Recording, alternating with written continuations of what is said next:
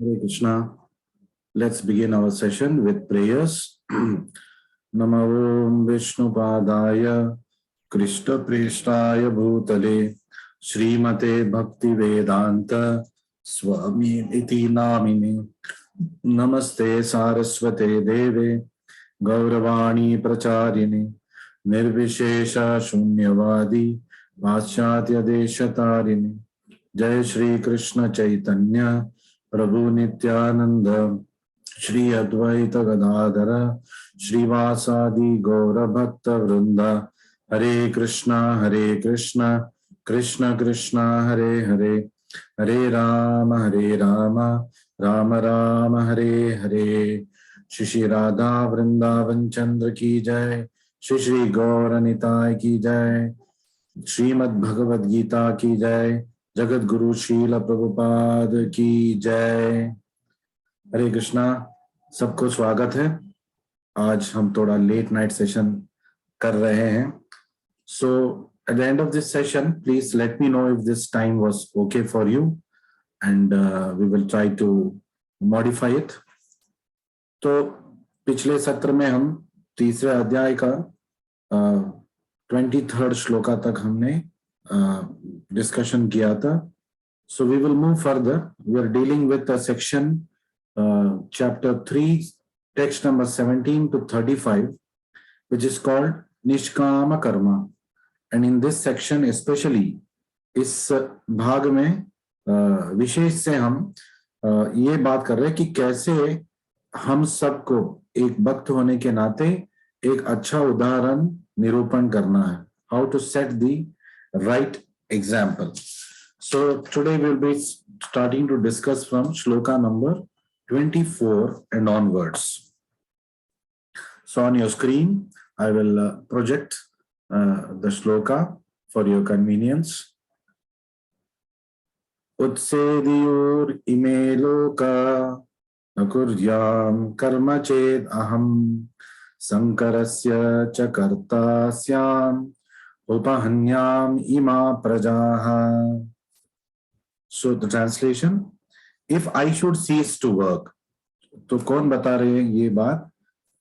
कृष्ण बात कर रहे हैं अर्जुन के लिए, बता रहे कि अगर मैं अपना कार्य को स्थगित कर दूंगा, then all these worlds would be put to ruination.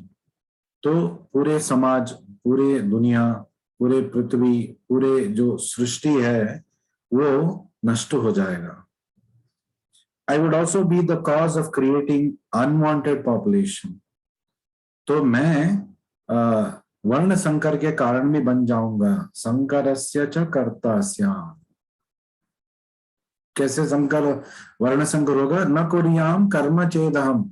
अगर मैं भगवान होते हुए इस अवतार में जब आया हूं, अगर मैं कोई कार्य नहीं करूंगा तो उत्सेदयुर इमे लोका, सारे लोग मतलब नष्ट हो जाएगा। तो then I would therefore thereby destroy the peace of all sentient beings. उपहन्याम इमा प्रजा, मतलब सारे जीव जंतु का जो शांति है मेरे द्वारा ही नष्ट हो जाएगा। इसलिए मुझे एक अच्छा उदाहरण निरूपण करना है। तो भगवान बोल रहे हैं मुझे भी, जब मैं इस भौतिक जगत में आता हूं, मुझे भी एक अच्छा उदाहरण को निरूपण करना है। तो हर भक्त का ये धर्म है कि वो अच्छा उदाहरण निरूपण करे, प्रदर्शन करे, ताकि सब लोग उनको देख के सीखे। So a devotee must always set the right example so that others who look at him, they must want to be projecting him as the ideal person. So in the purport, Prabhupada says, Varna Sankara is unwanted population. Varna Sankar क्या है? जो प्रजा, जैसे प्रजा नहीं होना चाहिए वैसे प्रजा जब सृष्टि हो जाएगा वो वर्ण संकरा होता है। तो which disturbs the peace of the general society. तो वर्ण संकर होने से क्या होगा? पूरे समाज में उपद्रव मच जाएगा। In order to check this social disturbance, तो इस समाज के उपद्रव को रोकने के लिए there are prescribed rules and regulations. तो कुछ नीति नियम है by which the population can automatically become peaceful, जिसको पालन करने से पूरे समाज, पूरे जनसंख्या शांति की स्थिति में आ सकती है। And organise for spiritual progress in life, तो ऐसे करने से आध्यात्मिक प्रगति निश्चित है। When Lord Krishna descends, तो इसलिए जब भगवान कृष्ण अवतार लेते हैं, naturally he deals with such rules and regulations, तो वो स्वाभाविकी रूप से ये जो भौतिक जगत के लिए रीति नीति नियम बना है, तो भगवान भी उसका पालन करते हैं। In order to maintain the prestige and necessity of such important performances, तो उस रीति नियमों का मान रखने के लिए और समाज के कल्याण के लिए वो ये कार्य करते हैं। भगवान होते हुए उनको कार्य करने की जरूरत नहीं है, लेकिन एक अच्छे उदाहरण निरूपण करने के लिए भगवान भी जब अवतार लेते हैं या अवतरित होके आते हैं, स्वयं भगवान कृष्ण आए थे अपने असली रूप में, तो उन्होंने भी उदाहरण का निरूपण करने के लिए सारे रीति नीति नियम का पालन उन्होंने किया था। The Lord is the father of all living entities. भगवान सारे जीव जंतुओं का दाता है और पिता है। And if the living entities are misguided, और अगर जीव जंतु रास्ता भटक जाएंगे, indirectly the responsibility goes to the Lord. तो ये मतलब कलंक भगवान के ऊपर लग जाएगा, क्योंकि उनके दिखाए हुए मार्ग में लोग चल रहे हैं और भगवान ने ऐसे उदाहरण निरूपण किया और लोग भी ऐसे उदाहरण के पालन कर रहे हैं, और देखो समाज में इतना मतलब अकल्याणकारी कार्य हो रहा है। So the Lord also acts responsibly, तो भगवान भी बहुत चेतावनी के साथ अपने कार्य का निर्वहन करते हैं, क्योंकि उनको पता है सारे लोग उनको उदाहरण मानेंगे। Therefore, whenever there is general disregard of regulative principles, तो इसलिए जब भी कॉमन डिसरिगार्ड हो जाता है, मतलब अलक्षण हो जाता है नीति और नियमों का, the Lord himself descends and corrects the society. भगवान खुद अवतार लेके समाज में उस जो गलती हो रहा है उसको सुधारने की कोशिश करते हैं। तो परित्राणाय साधूनाम विनाशाय च दुष्कृताम धर्म संस्थापनार्थाय, तो एक कार्य के लिए भगवान का अवतार होता है। और भगवान कब अवतार लेते हैं? यदा यदा हि धर्मस्य ग्लानिर, जब धर्म का क्षण हो जाता है, तो धर्म से ग्लानिर भवति भारत अभ्युत्थानम अधर्मस्य तदात्मानं सृजाम्यहम्। तो ऐसे स्थिति में, ऐसे परिस्थिति में भगवान बोलते हैं कि मैं खुद अवतार लेके आता हूं। क्यों आते हैं? परित्राणाय साधूनाम, भक्तों का संरक्षण करने के लिए, विनाशाय च दुष्कृताम, तो दुष्कृति लोग जो लोग उपद्रव मचा रहे उनका विनाश करने के लिए या उपद्रव का विनाश करने के लिए।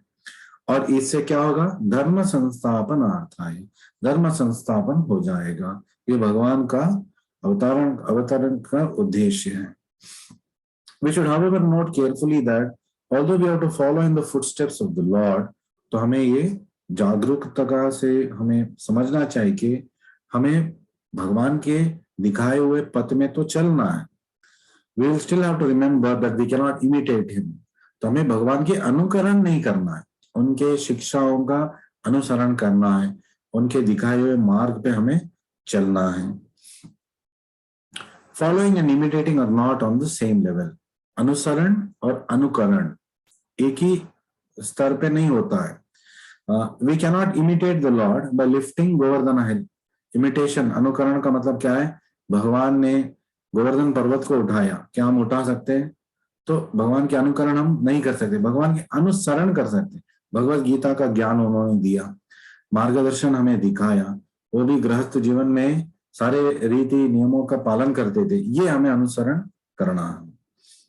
We cannot imitate the Lord by lifting Govardhana hill, and it is impossible for any human being to do so. तो ऐसे करना कोई भी साधारण मानव के लिए असंभव कार्य है। We have to follow his instructions. तो हमें क्या करना है, भगवान के उपदेशों का हमें हमें हमें उसको जीवन में उतारना है। But we may not imitate him at any time. तो कभी भी भगवान का हम अनुकरण नहीं करना चाहिए। तो श्रीमद् भागवतम में ये उल्लेख आता है, इसमें कहा गया है कि नैतत् समाचरेच जातु मनसापि हि अनीश्वरः विनश्यति आचरन् मौढ्यात् यथा अरुद्रो अद्भिजं विषम्। ईश्वराणां वचः सत्यं तथैव आचरितं क्वचित् तेषां यत् स्व वचो युक्तं बुद्धिमांस तत्समाचरेत्। तो इसका मतलब क्या है? तो what is the meaning of this? One should simply follow the instructions of the Lord. भगवान का उपदेशों का, आदेशों का हमें पालन करना चाहिए। एंड इज एम्पावर्ड सर्वेंट्स, भगवान का और उनके सशक्त और जो सक्षम भक्त हैं उनका हमें अनुसरण करना है। Their instructions are all good for अस।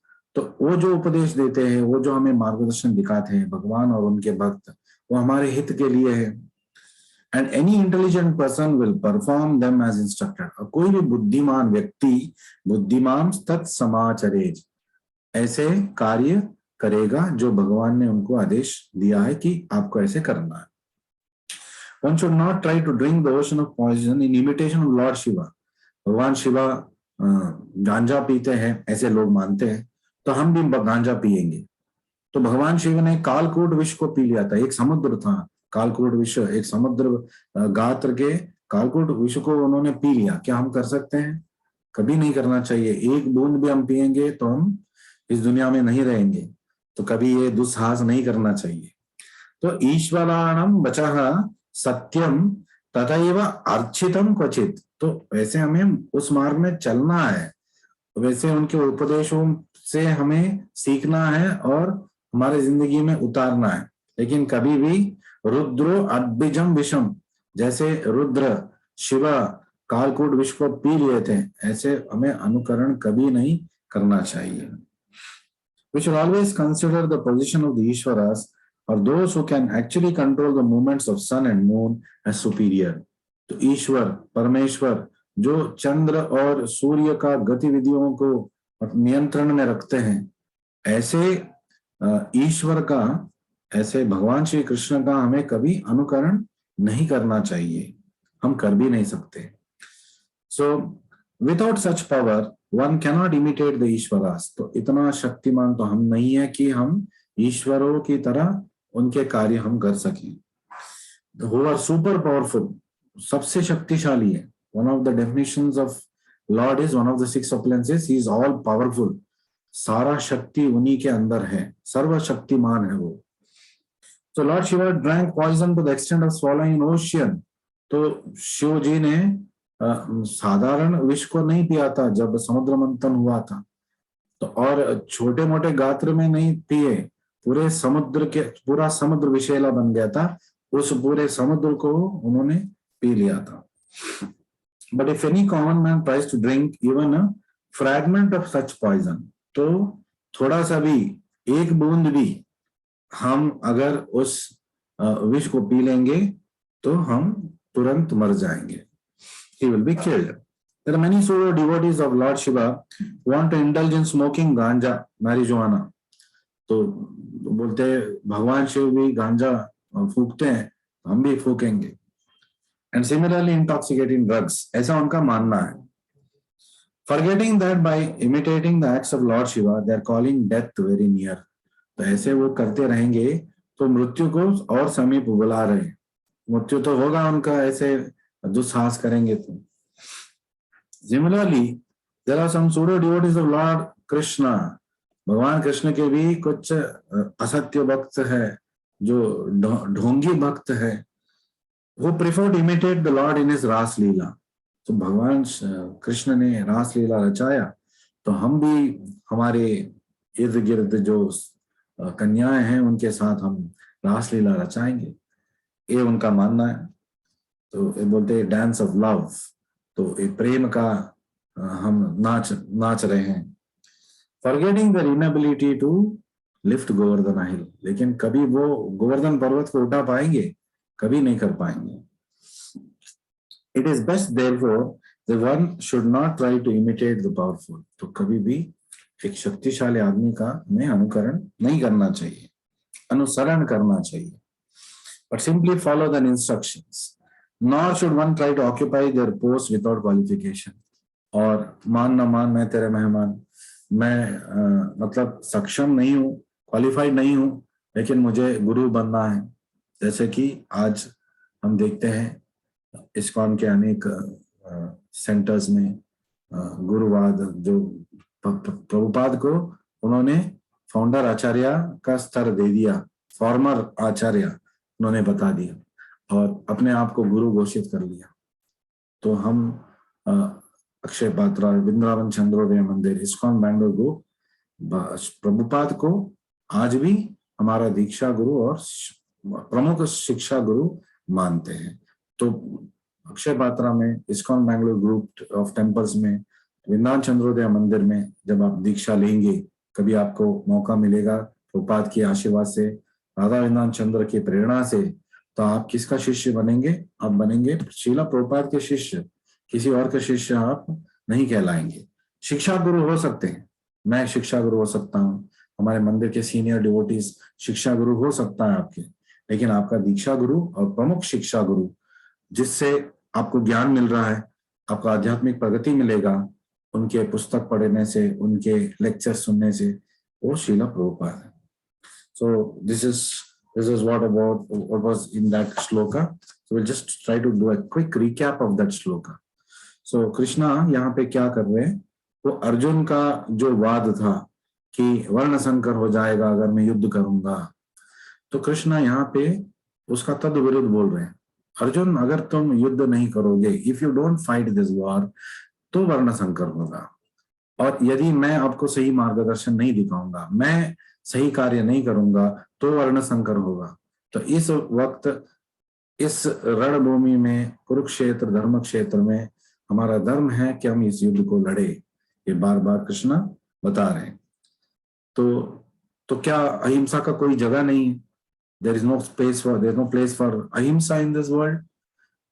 अहिंसा is not a place in the battlefield. Battlefield आप तभी आए ना जब आपको सारे ऑप्शंस खत्म हो गए आपका। You came onto the battlefield when all the other options were over. So now when that is the case, where is the question of ahimsa? On the battlefield there will be himsa, but this himsa will be for establishing dharma. तो ये हिंसा धर्म संस्थापन करने के हेतु जरूरी है। Non-violence that allows exploiters to take advantage is violence. अहिंसा के नाम पे अगर हम आततायनों को हमारा एडवांटेज लेने के लिए हमने छोड़ दिया, या किसी और का एडवांटेज लेने के लिए हमने छोड़ दिया, और हम मतलब मौन रहे, तो वो हिंसा है उस व्यक्ति के ऊपर, जो भुगत रहा है उसके ऊपर ये हिंसा है। तो if Arjun does not protect the citizens, यदि अर्जुन प्रजा का रक्षण नहीं करेंगे, कैसे रक्षण करेंगे? जो दुर्व्यवहार करते हुए राजा बैठा है धृतराष्ट्र, और उनका पुत्र जो भावी राजा बनने वाला है, उसको मतलब उनके पोजीशन से नीचे उतारना है, और उसके लिए एक ही मार्ग है। दुर्योधन ने कोई और मार्ग नहीं छोड़ा, उन्होंने ललकारा युद्ध के लिए, तो फिर युद्ध अनिवार्य है ही। सो अगर वो युद्ध नहीं करेगा तो सारे प्रजा मतलब एक दुराभिमान व्यक्ति दुर्योधन के अंडर आ जाएंगे, सारे एक्सप्लॉइट हो जाएंगे, and there will be devastation in society, नष्ट हो जाएगा सामाजिक जीवन। तो नैतत् समाचरेत जातु, जो हमने पढ़ा पढ़ में, नैतत् समाचरेत जातु मनसापि अनीश्वर विनश्यति आचरण मौढ्यात् यथा रुद्रो अद्भिजम विषम। ये श्रीमद् भागवतम में उल्लेख है। ये जब परीक्षित महाराज, when Parikshit Maharaj is asking Shukdev Goswami ji, how did Krishna dance with the wives of other people? ये तो अधर्म है. How could he do it? Of course, Parikshit Maharaj is a devotee, Parikshit Maharaj एक भक्त हैं, उनको मालूम है सही उत्तर क्या है, लेकिन लोक ज्ञान के लिए, हम सबके ज्ञान के लिए उन्होंने ये प्रश्न पूछा था सुखदेव गोस्वामी के लिए। तो सुखदेव गोस्वामी ने ये उत्तर दिया था। क्या उत्तर था? नहीं तत् समाचरे जातु, मतलब हम जो सुपीरियर लोग हैं उनका कभी अनुकरण नहीं करना चाहिए, उनका हमें सिर्फ अनुसरण करना चाहिए। और सारे लोक का स्वामी भगवान श्री कृष्ण है, तो एक तरह से देखा जाए वो सारे गोपियां उन्हीं के मतलब एक अंश है। तो अब इस अवतार में वो किसी की पत्नी है, लेकिन but going by the eternal position of these people, they were always associates of Krishna. तो they are always associates of Krishna. तो वो सनातन काल के लिए उनके साथी है। तो अपने साथियों के साथ, जो आजीवन उनके साथी है, सनातन काल के लिए उनके साथी है, उनके साथ उन्होंने नाचा, तो उसमें कोई बुराई नहीं है। तो this deep philosophy we must understand. So we must always read Srila Prabhupada's books. Otherwise we will be bewildered by questions put forth by people in general, because all kind of people will be there. They'll come and ask questions like this. Krishna is a lumpert, वो दूसरों के बीवियों के साथ उसका affair था। तो जब हम सत्य को जानेंगे प्रभुपाद के प्रवचनों से, तब हम ऐसे प्रश्नों का काउंटर कर सकते हैं। We will be able to counter these kind of arguments. So we'll move on to the next sloka, 25. 25.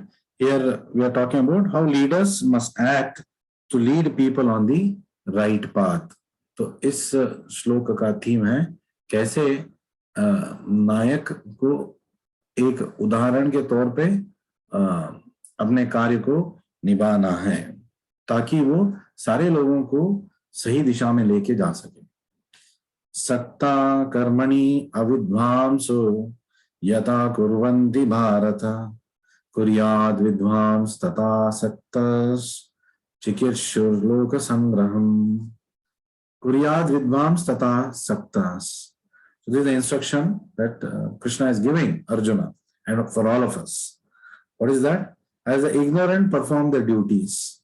जो अज्ञानी लोग अपने कर्तव्य को निभाते हैं विथ अटैचमेंट टू रिजल्ट्स, लेकिन जब वो कर्तव्य निभाते हैं तो वो आसक्त है, प्रतिफल के आसक्त हैं।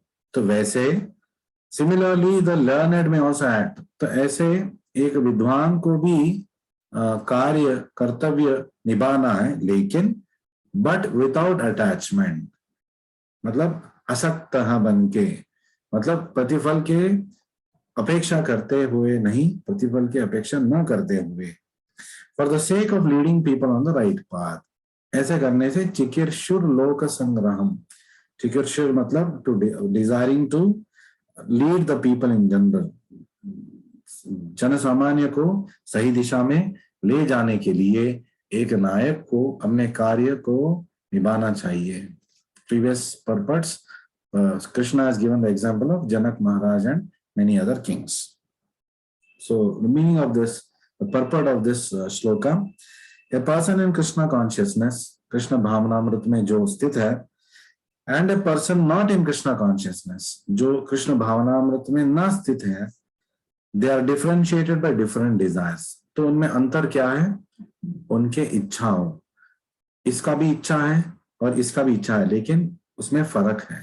तो उनकी इच्छा के अनुसार हम क्लासिफाई पता कर सकते हैं कि ये कृष्ण भावनामृत में है और ये कृष्ण भावनामृत में नहीं है।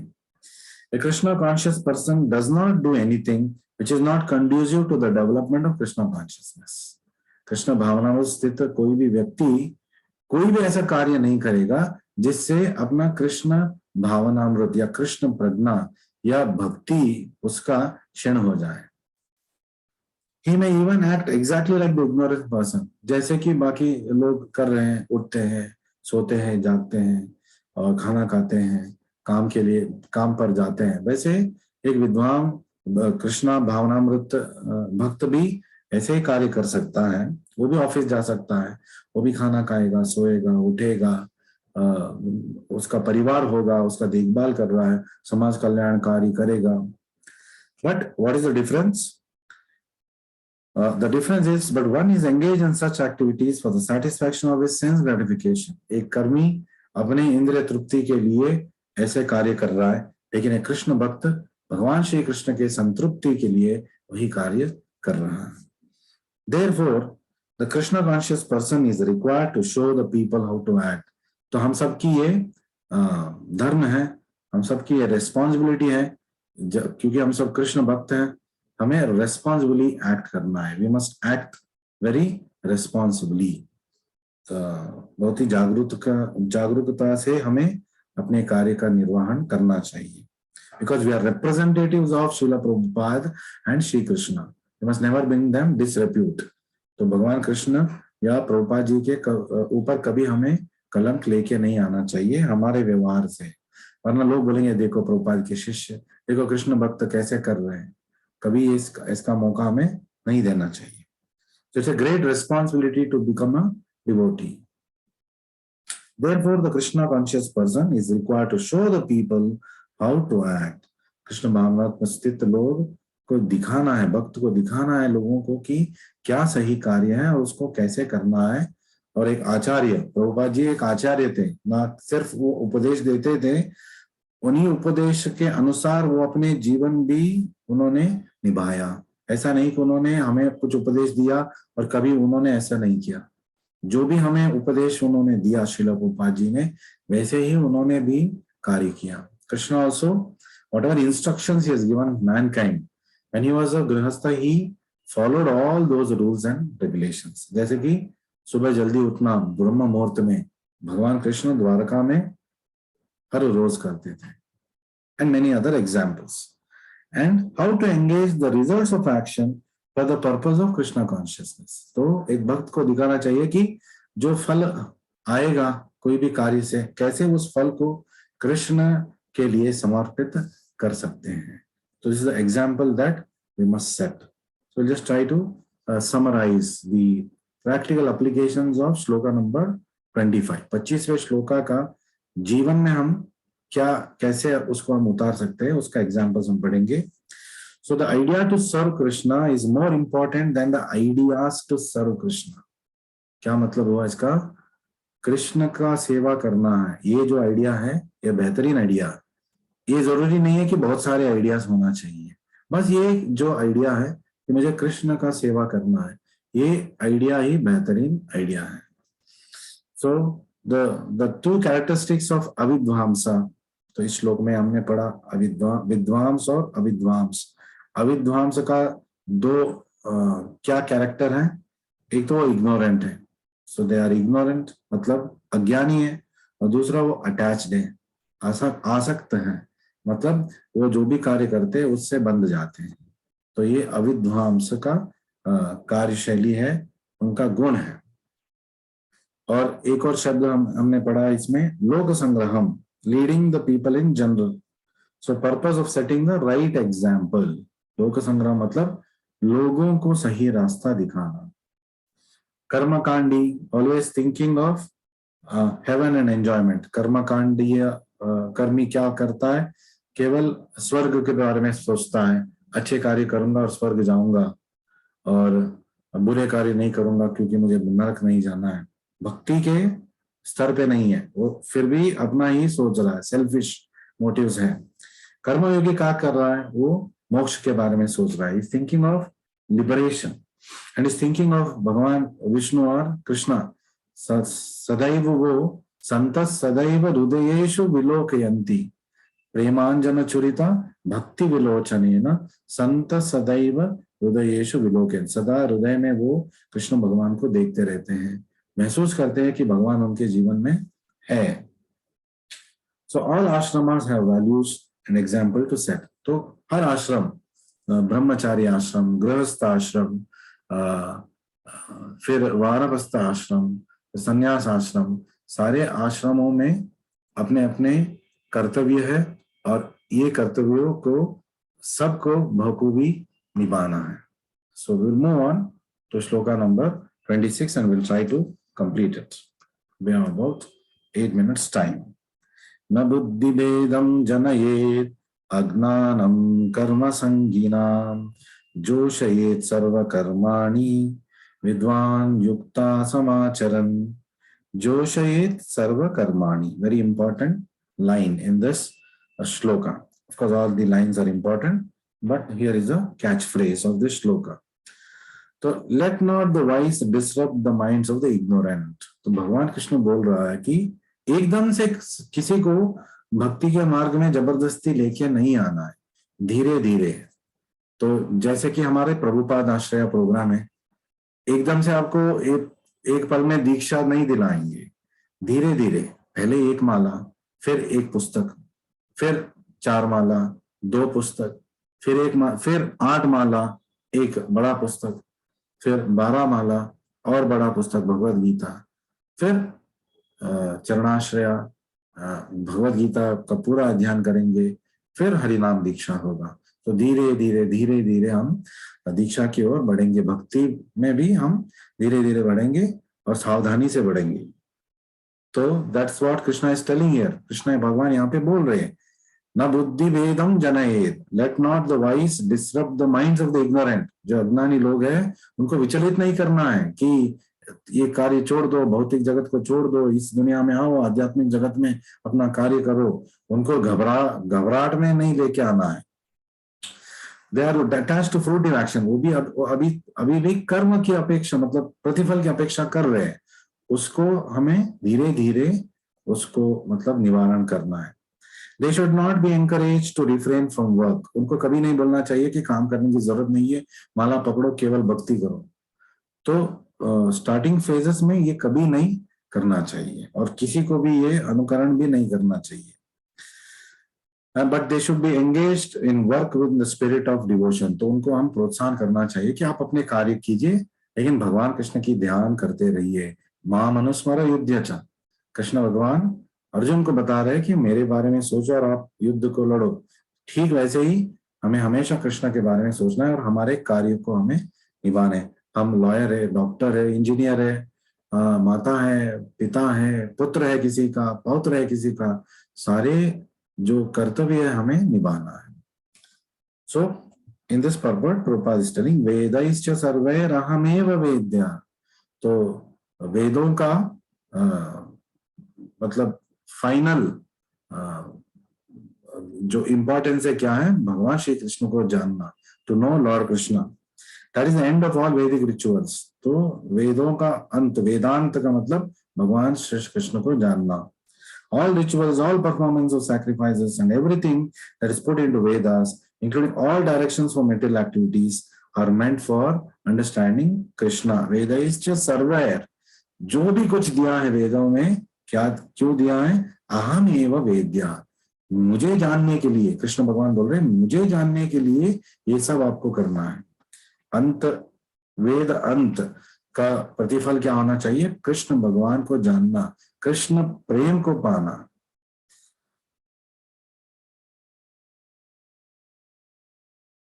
हरे Krishna Krishna Krishna Hare Hare Ram Ram Ram Hare Hare. Sorry, we had an internet issue. We will continue with the learnings further.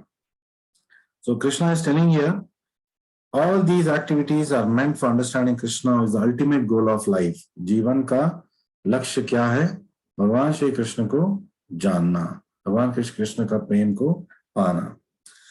But because the conditioned souls do not know anything but sense gratification, they study the Vedas to that end. क्योंकि बद्ध जीवी से केवल इंद्र तृप्ति चाहते हैं, उनके लिए भी वेदा में जगह है.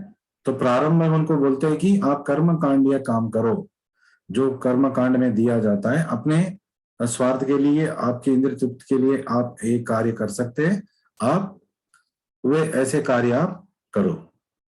So continuing further, through sense regulations, however, one is gradually elevated to Krishna consciousness. तो धीरे धीरे हमारे इंद्रियों को संयम में लेके आते हुए हम भगवान कृष्ण की भावनामृत में हम ऊपर ऊपर जा सकते हैं.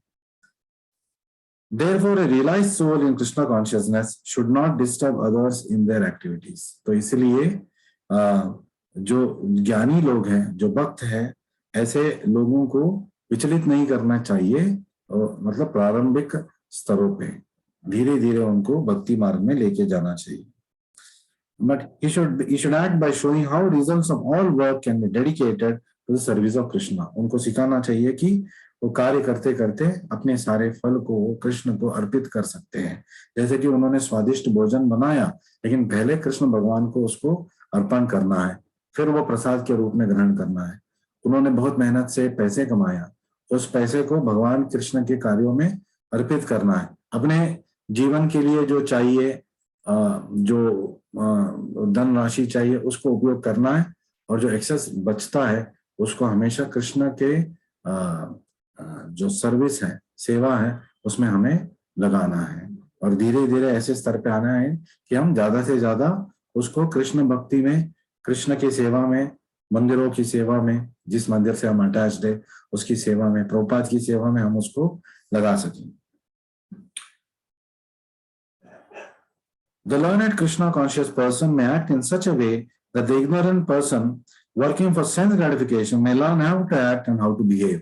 तो एक भक्त को एक मादरी होना चाहिए, एक आदर्श होना चाहिए, और उसको जन सामान्य को उनको मार्गदर्शन दिखाना है कि आपको ये करना है, ये नहीं करना है.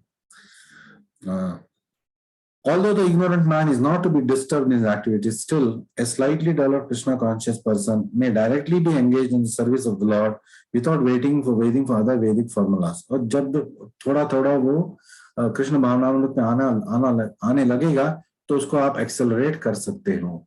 So we can accelerate his progress in Krishna consciousness by giving him more services, by giving him more sevas. So for this fortunate man, तो ऐसे व्यक्ति भाग्यशाली व्यक्ति है. There is no need to follow the Vedic rituals. तो उसको वेद में दिए हुए जो रीति रिवाज है उसको निभाने की जरूरत नहीं है.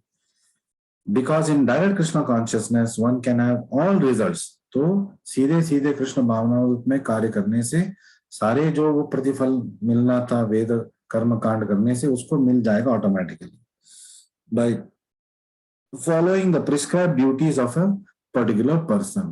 तो ऐसे व्यक्तियों को अपने आश्रम का, अपने वर्ण का अनुसार जो भी कार्य, जो भी कर्तव्य है वो उनको निभाना चाहिए.